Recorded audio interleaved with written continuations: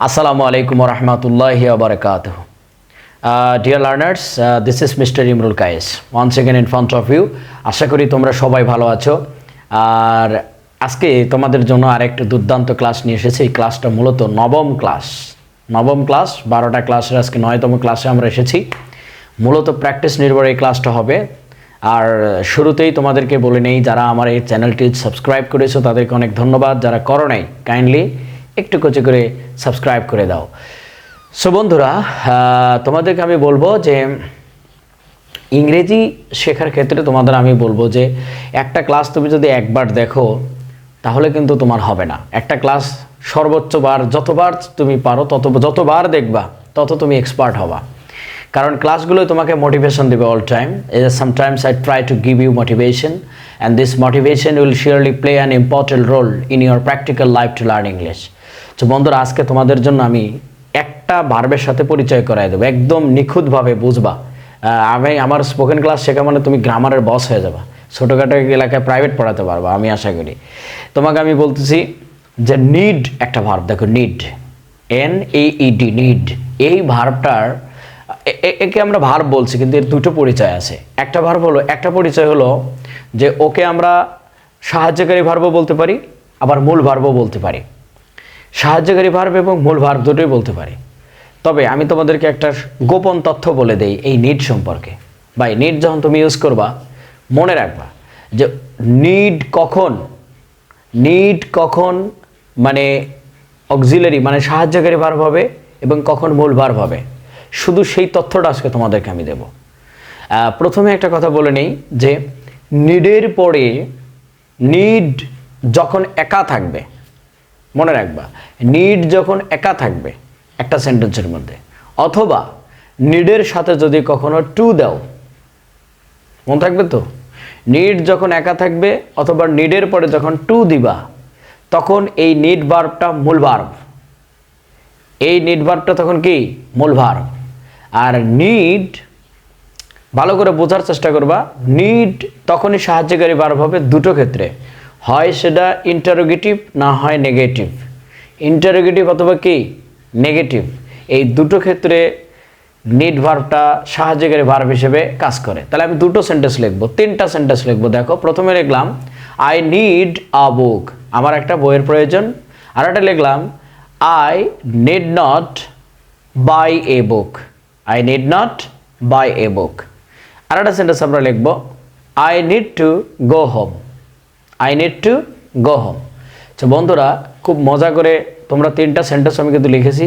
এখন তোমাদেরকে আমি কিন্তু দুটো তথ্য দিয়েছি যে নিড প্লাস টু এবং নিড, এই দুইটা যদি একা থাকে তাহলে সেটা হবে মূল ভার্ব। তাহলে প্রথম সেন্টেন্সে দেখো আই নিড আ বুক, আমার একটা বই প্রয়োজন, নিড কিন্তু একা, এখানে আর কোনো ভার্ব আছে, আই এবং সাবজেক্ট, নিড একটা ভার্ব, এ বুক একটা বই।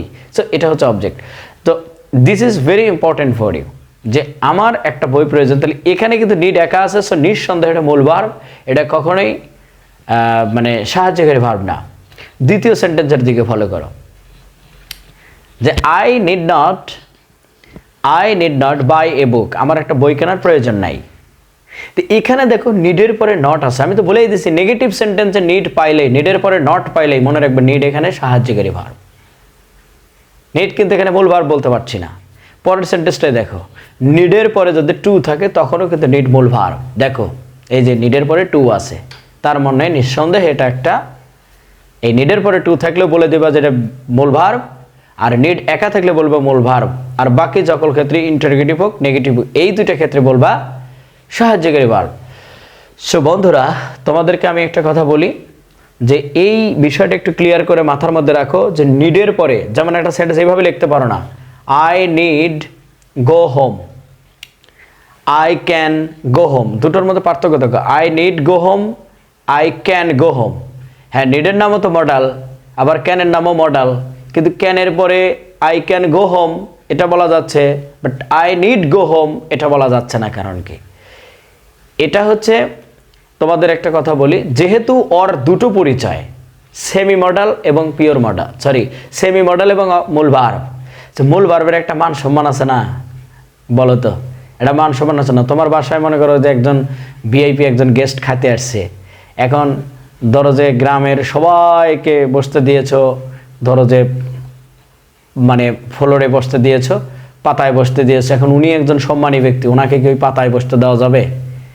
উনি যদি নিজের থেকে বসেন সেটা অন্য হিসাব, বাট আপনার কিন্তু ধারণা থাকতে হবে যে না উনি একজন গণ্যমান্য জঘন্য ব্যক্তি, ওনাকে একটু ভালো জায়গায় বসতে দেই, এটাই হবে কিনা? এটাই তো স্বাভাবিক, তাই হওয়া উচিত। সো নিড ওর একটা মান সম্মান আছে। সো ক্যানের পরে মূল ভার্ব বসতে পারে, বাট নিডের পরে কিন্তু মূল ভার্ব বসবে না, সম্মান দিয়ে বলতে হবে, নিডের পরে টু দিতে হবে, তারপরে বলা যাবে। আমি মনে হয় বিষয়টা ক্লিয়ার করতে পেরেছি। যদি বুঝতে পারো কমেন্ট বক্সে নোট করে জানাবা যে নিড কখন মূল ভার্ব এবং নিড কখন সাহায্যকারী ভার্ব। আমি বলেছি নিড সাহায্যকারী ভার্ব দুটো সময় হয়, নিডের পরে নট, যেমন আমি একটা কথা বুদ্ধি একটা শখ আঁকায় দিই তোমাকে, নিডের পরে যদি এগুলো দেখো তাহলে বলবো এটা সাহায্যকারী ভার্ব, যেমন hardly, scarcely, barely, rarely, seldom, not, no, none, nobody. হ্যাঁ, তাই না? এই কয়টা যদি তুমি দেখো যে নিডের ঠিক পরেই আছে, তাহলে বলে দিবা যে এই নিডটা সাহায্যকারী ভার্ব। অথবা নিড যদি কোনো সময় নিড দিয়ে যদি ইন্টারোগেটিভ সেন্টেন্স গঠন করা হয়, তখন একে বলবা নিড সাহায্যকারী ভার্ব, মূল ভার্ব না। কিন্তু নিড মূল ভার্ব হবে কখন? হয় টু এর সাথে থাকতে হবে, ঠিক নিডের পরে টু থাকতে হবে, নিড টু, অথবা নিড একা থাকতে হবে, নিডের পরে আর কোনো ভার্ব নেওয়া যাবে না, তখন সেটা হবে কি? নিড হবে তখন মূল verb, boss verb. So I think that I have made you understand. This is very fantastic moment to make you another good topics. এই নিড দ্বারা 4 প্রকারের সেন্টেন্স গঠন করা যায়। সো বন্ধুরা, স্পোকেন ইংলিশে এত ইম্পর্টেন্ট সেটা ভাষায় প্রকাশ করা যাবে না। আমি শুধু তোমাদেরকে বলবো যে একটু স্ক্রিনশট নিয়ে নাও। এটা স্ক্রিনশট নিলে কি সুবিধা হবে, তুমি একটু জুম করে বিষয়গুলো নোট করে নিবা। ভাই আমি এত ধনী বা এত রিচ ইউটিউবার না যে আমার প্রজেক্টরে তোমাদেরকে, যাই হোক যতটুকু সামর্থ্য ততটুকু দিয়েই আমি চেষ্টা করছি তোমাদেরকে ক্লাসগুলো দেওয়ার জন্য। আর মূলত আমি আর এখন অনলাইন কোনো কোর্স আমার চালু নেই, আমি করব ভাই। আগে সবাই এরকম মেসেজ দিচ্ছে ভাই আরেকটু তৈরি করে নিতে চাচ্ছি। আমার যারা ফ্যান ফলোয়ার, আমি আশা করি তারা আমার সাথে লেগে থাকলে আমি ইংরেজি শিখিয়েই ছাড়বো ইনশাআল্লাহ, আল্লাহ যদি আমাকে বাঁচায় রাখে। তো বন্ধুরা, একটা স্ক্রিনশট নিছো, আশা করি ভালো করে ফেলেছো। এখন আমি তোমাদের প্রথমে একটা কথা বলবো। দেখো আমি কিন্তু বলেছি নিডের পরে যদি টু না থাকে তাহলে নিডের পরে টু না হয় নিড একা থাকতে হবে। আমি প্রত্যেকটা স্ট্রাকচার এখানে 4টা ঘর আঁকাইছি, দেখো এখানে খুব ভালোভাবে খেয়াল করে দেখো যে এখানে 4টা বক্সের মধ্যে গঠনগুলো কি, বক্স 1-এর মধ্যে কীরকম আছে, নিড অথবা নিডস। কেন নিড এবং নিডস নিলাম বন্ধুরা বলো তো? মনে রাখবা যে নিডের পূর্বে যদি সাবজেক্ট সিঙ্গুলার বসে তাহলে নিডস হবে, আর নিডের পূর্বে যদি সাবজেক্ট প্লুরাল হয় খালি নিডই থাকবে। যেন নিড নিডস দুটো নিয়েছি। ঠিক তার নিচে দেখো ডোন্ট এবং ডাজেন্ট নিয়েছি। কেন ডোন্ট নিলাম? কারণ যখন নিডস হবে তখন ডাজেন্ট নিতে হবে নেগেটিভ করার জন্য, আর যখন আমরা নিড নেব তখন আমরা ডোন্ট নেব। কি কারণে? কারণ নিড একা আছে, দেখো শুধু নিড যদি কখনো একা থাকে মনে রাখবা স্ট্রাকচার কেমন হবে, need plus determiner plus noun. এখন তোমাদের যদি মনের মধ্যে জায়গায় ডিটারমাইনার কি, ডিটারমাইনারের উপর আমি একটা ক্লাস নেব, তবে তাও একটু বলে রাখি। যেমন কিছু ডিটারমিনার একটু মনে রাখো, ডিটারমিনার মানে নির্দেশক। যেমন কয়েকটা ডিটারমিনারের কথা আমি বলি, যেমন হয়তো ধরো যে এ, এন, দা, ফিউ, মেনি, তারপরে মাচ, তারপরে তুমি বলতে পারো এ লট অফ, হ্যাঁ, তারপরে কোনো কিছুর পরিমাণ বোঝাবে আর কি, এইগুলোকে ডিটারমাইনার বলে। সো ঠিক নিডের পরে ডিটারমাইনার পরে নাউন বসায় দেবা। যেমন আমরা একটা এক্সাম্পল বলি, দেখো এখানে আমি লিখেছি যে নাউনের পরে কলম, বই, চাকরি, বন্ধু, এগুলো সবই কিন্তু নাউন, এদের পূর্বে খালি একটা ডিটারমাইনার বসায় দাও। যেমন আমার একটা চাকরি দরকার, তাহলে কি বলবো? দেখো আইকন বক্সে আছে, এখানে একটু খেয়াল করো। আমার ক্লাসগুলো যারা নিয়মিত করো তারা কিন্তু এই কয়টা সাবজেক্টের সাথে খুবই পরিচিত। দেখো এই যে দেখো আমি বলি যে এই কটা সাবজেক্টের সাথে কিন্তু আমার ক্লাস যারা করে নিয়মিত তারা কিন্তু পরিচিত। দেখো এখানে এই বক্সের মধ্যে he, she, it, name, body, one thing, he, she, it, name, body, one thing, he, she, it, name, body, one thing, এই কটা মুখস্থ রাখবে। He, she, it, name, body, one thing, এরা হচ্ছে সিঙ্গুলার। এদের পরে নিডস হবে, এদের পরে নিড হবে না। আমি কিন্তু সহজ করে দিচ্ছি, এদের পরে কি হবে? নিড হবে না, কারণ এটা সিঙ্গেল। আর দেখো যে বডি, ওয়ান থিং, মাঝে মাঝে আমরা everybody, somebody, nobody, anybody, something, anything, everything, someone, everyone, no one, এরকম বসাই কিনা? তো এগুলা সব সিঙ্গুলার হয়ে যাবে, কিন্তু এদের পরে নিড হবে না, নিডস হবে। তাহলে আমি যদি বলি প্রত্যেকের একটি কলম প্রয়োজন, দেখো এই যে কলম বলেছি, কলম, বই, চাকরি, বন্ধু, দেখা যায় কি? হ্যাঁ, তাহলে আমার ধরো যে আমি বললাম যে তাদের একটি কলম প্রয়োজন, দে নিড এ পেন, তাদের একটি কি কলম প্রয়োজন। কেন আমি বললাম দের পরে নিড হলো? কারণ ডে প্লুরাল, তাই এখানে নিড হবে। কিন্তু আমি যদি বলি যে তার একটি কলম প্রয়োজন, তাহলে হি নিডস এ পেন। দেখো একই সাথে দুটো সেন্টেন্স, কি সুন্দর, একটা নিড হলো, একটা নিডস হলো, শুধু সাবজেক্টের কারণে। কিন্তু সাবজেক্ট সিঙ্গেল হলে ভার্ব সিঙ্গেল হচ্ছে, সিঙ্গেল বলবো না আমরা, সাবজেক্ট সিঙ্গেল হলে ভার্বের সাথে এস বাই এস দেবো, এটাই হচ্ছে নিয়ম। এটা গেল হচ্ছে নিডের 1 নম্বর নিয়মটা গেল। তুমি হাজার হাজার সেন্টেন্স তৈরি করতে পারো, তাই না? তুমি বললে যে আনিকার একটি চাকরি প্রয়োজন, তাহলে আনিকা নিডস এ জব। এই যে আনিকা সিঙ্গেল, তাই নিডস দিলাম। দেখো এ জব মানে একটা চাকরি, এটাই হচ্ছে ডিটারমাইনার, এটাই ডিটারমাইনার, মনে থাকবে। পরবর্তীতে রুলস 2-তে আসো। দেখো এখানে আমরা মনে রাখবো, ওখানে কিন্তু নিড একা ছিল, ঠিক এরপরে আছে নিড টু বা নিডস টু। কি সুন্দর কথা বলছি। আমি কিন্তু তোমাদেরকে আবারও বলছি যে এখানে নিড একা, এখানে নিড দোকা, নিডের পরে টু নিয়ে আসছি। দেখো নিডস এবং নিডস টু, এটার অর্থ দেয় এরকম যে কিছু করা প্রয়োজন বা প্রয়োজন নাই, কিছু করা প্রয়োজন। তাহলে এখানে ঠিক মনে রাখবা নিড টুর পরে। আর আরেকটা কথা বলে রাখি, তুমি সবসময় মনে রাখবে যে টু এর পরে ভার্বই বসে। তাহলে যেহেতু নিড টু নিয়েছে, এখন কিন্তু আমরা নিড টুর পরে ভার্ব নেব। যেমন আমরা বললাম যে এখানে কিছু verb, read, right, play, cook, learn, run বা ওয়াক, এই কটা ভার্ব আমরা নিয়েছি। তো এগুলো দিয়ে আমরা মূলত কয়টা সেন্টেন্স তৈরি করতে পারি। যেমন তার হাঁটা প্রয়োজন, হি নিডস টু ওয়াক। বন্ধুরা খুব ভালো করে কে রেখো, হি নিয়েছে তাই নিডস। এই দেখো এই বক্সের মধ্যে he, she, it, name, body, one thing. So বন্ধুরা তোমরা এই নিডস টু দিয়ে কোটি কোটি বাক্য তৈরি করতে পারো। যেমন তার মনে করো যে আমার খেলা প্রয়োজন, তাহলে আই নিড টু প্লে। দেখো যে আই নিড টু প্লে বললাম। কিন্তু যদি বলি তার খেলা প্রয়োজন, হি নিডস টু প্লে, দেখো এই সেন্টেন্সের দুটো সেন্টেন্সের মধ্যে পার্থক্য দেখো, হি নেওয়ার কারণে নিডস হলো, তাই না? আচ্ছা এটা কিন্তু তুমি নেগেটিভ করো, তাহলে I don't need to play, আমার খেলার প্রয়োজন নাই। কিন্তু যদি বলি তার খেলার প্রয়োজন নাই, he doesn't need to play, তার খেলার প্রয়োজন নাই। দেখো যখনই কোনো নিডের সাথে এস থাকলে ডাজ নিবা, আর নিডের সাথে এস না থাকলে ডু নিবা, এইটির পার্থক্য, তাই না? আমাদের ইংরেজি শেখা প্রয়োজন, we need to learn English, আমাদের ইংরেজি শেখার প্রয়োজন, আমাদের ইংরেজি শেখার প্রয়োজন নাই। We don't need two learn English, আমাদের ইংরেজি শেখার প্রয়োজন নাই, তাই কিনা? তার ভাত খাওয়া প্রয়োজন, he needs two eat rice, তার ভাত খাওয়ার প্রয়োজন নাই, he doesn't need to eat rice. So বন্ধুরা এই দেখো ডাজ কখন নিচ্ছি আমরা, ডাজেন্ট কখন নিচ্ছি? যখন দেখতেছি ঠিক ভার্বের সাথে নিডস আছে তখন ডাজেন্ট নিচ্ছি, আর যখন নিড আছে তখন ডোন্ট নিচ্ছি। এই পার্থক্যটা একটু মনে রাখবা। সো বন্ধুরা আমরা 3 নম্বর স্ট্রাকচারে যাবো, কোটি কোটি সেন্টেন্স তৈরি করবা, কিন্তু এগুলো দিয়ে কোনো সমস্যা নাই। দেখো 3 নম্বর স্ট্রাকচারে বলেছে ঠিক কচি করে নিড টুই লিখবো আমরা, কিন্তু নিড টুর পরে একটা বি নিয়ে আসবো।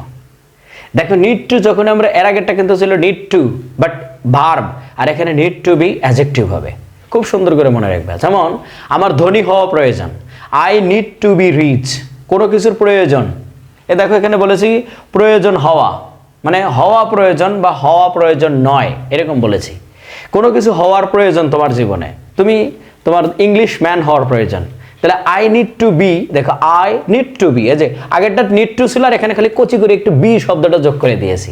তা I need to be an English man, আমার একজন ইংলিশ ম্যান হওয়া প্রয়োজন। আবার তুমি বললা যে আমার ধনী হওয়া প্রয়োজন, I need to be rich, তার ধনী হওয়া প্রয়োজন, he needs to be rich. এ দেখো নিডস নিলাম কারণ হি সিঙ্গেল। আবার ধরো প্রত্যেকের ধনী হওয়া প্রয়োজন, everybody needs to be rich, প্রত্যেকেরই ধনী হওয়া প্রয়োজন, তাই না? তুমি বললা যে তোমার ধার্মিক হওয়া প্রয়োজন, তাহলে you need to be pious, pious মানে কি? ধার্মিক। You need to be pious, তোমার ধার্মিক হওয়া প্রয়োজন নাই। You don't need to be pious, তোমার ধার্মিক হওয়ার প্রয়োজন নাই, তাই না? আচ্ছা তারপরে তুমি বললা যে আমার শিল্পপতি হওয়া প্রয়োজন, I need to be tycoon, tycoon মানে কিন্তু শিল্পপতি, একদম কোটি কোটি টাকা আছে তোমার, টাইকুন মানে শিল্পপতি। কিন্তু আবার তুমি বলছো না আমার টাইকুন হওয়ার প্রয়োজন নাই, I don't need to be tycoon. এই যে নিড টু বি মুখস্থ করবা, need to be, need to be, need to be, need to be, need to be, need to be, 40 বার আমার সাথে সাথে উচ্চারণ করো করো আমার সাথে সাথে বলো need to be need to need to be need to need to be আগেটা need to plus verb need to be ইংরেজি শেখার সময় তোমাকে মাতাল হয়ে যেতে হবে just you have to be mad you have to be crazy the people who are living around you don't care them okay তাহলে এটা তুমি কোনো কিছু হওয়া প্রয়োজন বোঝাতে নিড টু বি নিবা আর কোনো কিছু করা প্রয়োজন বোঝাতে নিড টু নিবা ওকে পরের সেন্টেন্সটা দেখো লাস্ট স্ট্রাকচার যেটা আমরা শিখবো যে কোনো কিছু হওয়ার প্রয়োজন ছিল তুমি হও নাই মজার জিনিস দেখো দেখো যে এই ক্ষেত্রে তুমি নিডের পরে একটা হ্যাভ নিয়ে আসবা এবং হ্যাভের জন্মই হয়েছে ভি3-র জন্য ভার্বের পাস্ট পার্টিসিপল ফর্মের জন্য দেখো যেন হ্যাভের পরে এখানে গোল দাগ দিয়ে দিয়েছে ভি3 এইখানে গোল দাগ দিয়ে দিয়েছে কিন্তু অ্যাডজেক্টিভ আর এইখানে গোল দাগ দিয়ে দিয়েছে কিন্তু ভার্ব তিনটা স্ট্রাকচার আর এটা তো সহজ নিডের পরে ডিটারমিনার প্লাস নাউন আসবে ডিটারমিনার কোনগুলো সেগুলো আমি বলে দিয়েছি সো বন্ধুরা you need to understand this very well এখন আমি তোমাদেরকে যে কথাটা বলবো যে দেখো নিড হ্যাভ যেমন আমি বললাম যে তোমার গায়ক হওয়া প্রয়োজন ছিল দেখো এই যে মানে ভার্বের পাস্ট পার্টিসিপল ফর্ম ব্যবহার করব আমরা তোমার গায়ক হওয়া প্রয়োজন ছিল তাহলে you need have become a দেখো বিকাম কিন্তু ভি3 তাই না তাহলে you need have become a singer তোমার একজন গায়ক হওয়া প্রয়োজন ছিল তোমাকে আমার ডাকা প্রয়োজন ছিল তাহলে you need have called me তোমার আমাকে ডাকার প্রয়োজন ছিল তাই না তারপরে তুমি বললে তোমার তোমার আমাকে ইংরেজি মানে শেখানো প্রয়োজন ছিল তাহলে you need have taught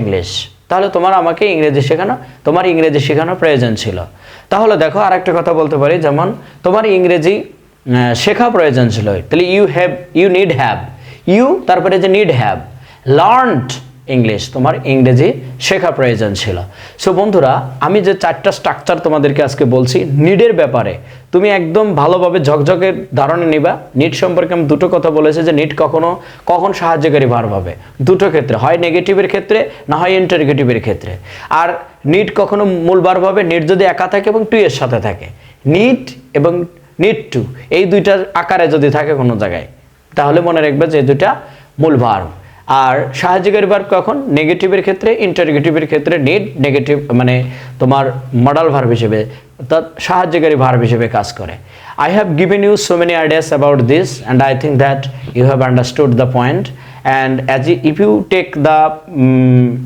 screenshot I think that you will be benefited from this class. So dear guys, I want to say you goodbye for today and if Almighty Allah subhanahu wa ta'ala keep you alive, please stay with me and stay happy all the time and don't forget your creator who has created you and you try to help the people who are living around you. For example, the members of your family, don't try to hurt them, don't try to actually misbehave with them because they are your life partners, so they always feel the pain of your life, they always feel the happiness of your life, so you cannot actually avoid, you can't actually deny the indeed or the happiness of your family members. So thank you very much. Bye bye. Tata. Allah Hafiz.